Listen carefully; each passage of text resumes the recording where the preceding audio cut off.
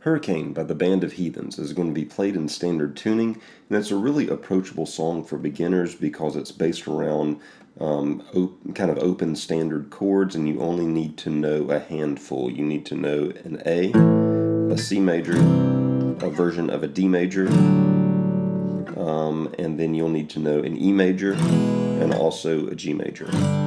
So the intro is going to be an A is the first chord. Now, the A itself is neither, to me, it's neither major nor minor.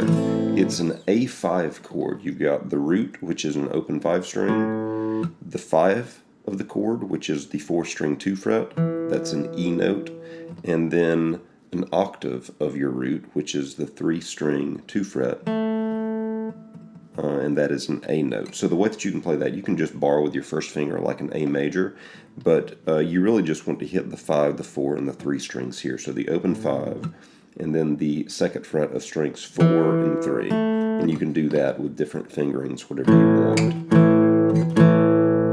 So that's your first chord. Your second chord is going to be a C major chord. Now you can play this as a more traditional 3-finger style C major chord with your ring finger on the 5 string 3 fret, your second finger on the 4 string 2 fret, an open 3 string, and your first finger on the 2 string 1 fret with an open 1 string behind that, strumming from the 5 string down. Or the way this chord is actually getting played is usually with a 4-fingered C chord.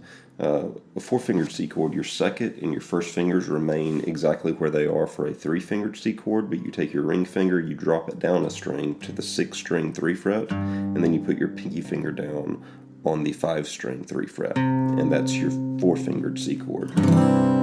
So if you're using this 4-fingered C chord, the third chord that you need to know for the intro, the D major, you really take this shape that we've got right here and you just move it up 2 frets. So 1, 2. Now your ring and pinky fingers are beginning the notes on the 5 fret of string 6 and 5.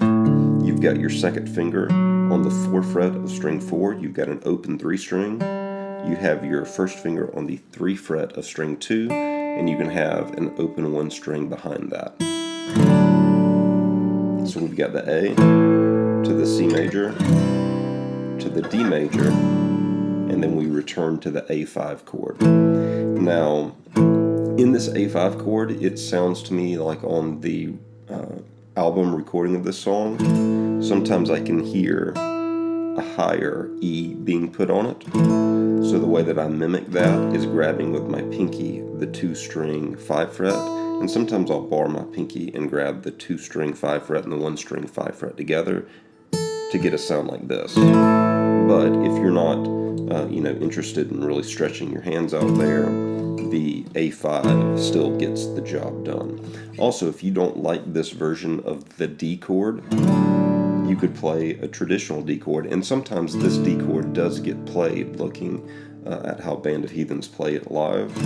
This D chord is more traditional. It's an open 4 string, your first finger on the 3 string 2 fret, your ring finger on the 2 string 3 fret, and then you can either just avoid the 1 string altogether, you can play it open, or you could put your second finger down on the 1 string 2 fret. So if you want to play that as a D out of the A, like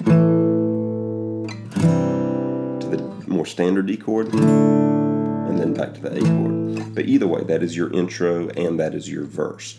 With exception to every third or fourth round of the verse. I can't remember which, but you can listen to the recording and figure it out.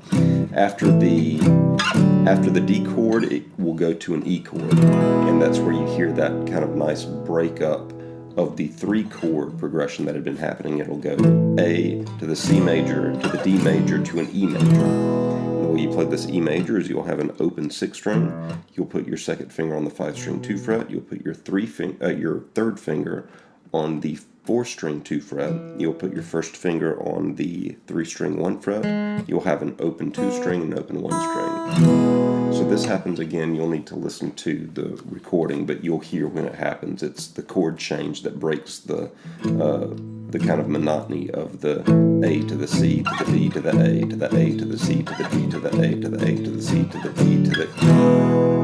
And then you go back to the A, back to the C, back to the D, back to the A, and now the last time through in what has become the chorus now essentially, we've got an A that drops down to a G major, and then a D major, and then back to an A. So the last time through that course, the way that you'll do that is out of the A5 chord, you'll go to a G major chord. You'll move out of the A chord with your second finger dropping down to the 6-string 3 fret.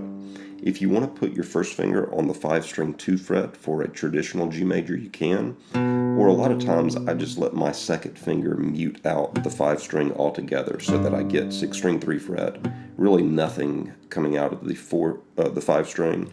You'll have an open 4-string, an open 3-string. I would put my ring finger on the 2-string 3 fret and then pinky finger on the 1-string 3 fret. So this gives us a G. After this G, we fall down into a D major. Now, one part of this D chord, you can play it like the more traditional D chord that we looked at earlier. I wouldn't do it as the C-shaped D chord. I would do a more traditional D-shaped chord. But one thing that is kind of important to the tonality of this D chord is out of this G, your bass note is dropping down to the 6-string 2 fret, while the guitar is coming up into D formation. So you can get that feel by play the D chord, but maybe with your thumb try to reach around and grab that 6-string 2 fret. If you can't do that, that's fine. Just then, in that case, avoid the 6-string altogether and strum from the open 5-string down across your D chord so that you get a sound on the last round of the chorus that sounds one of these two ways. Either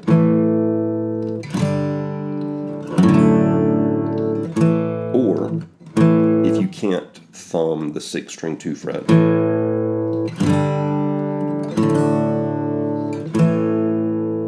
and actually hitting that A, I hit the 2-string 2 fret like an A major. I should not have hit that note. You really don't want that A to be major or minor. You just want it to be the neutral A5 chord. And then it goes back into that verse run again. So those are the chords and the movements to Hurricane by the Band of Heathens. Hopefully this gives you an idea of how to approach the song.